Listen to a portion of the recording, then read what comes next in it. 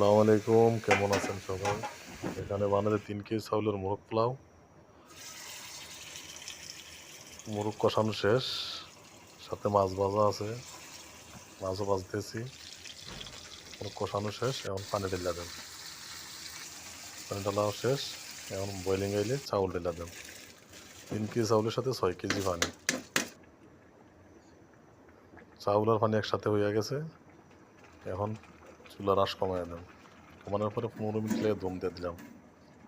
৩ KG চাউল, ৩ KG মুরগি, ৩ KG মাছ, ভাত হয়ে গেছে। এখন প্লেটে ঢেলে নিতেছি। এটি আমাদের ইফতারি, আজকের ইফতারি। ১৪ জন মানুষের ইফতারি, সাথে কিছু খেজুর আছে।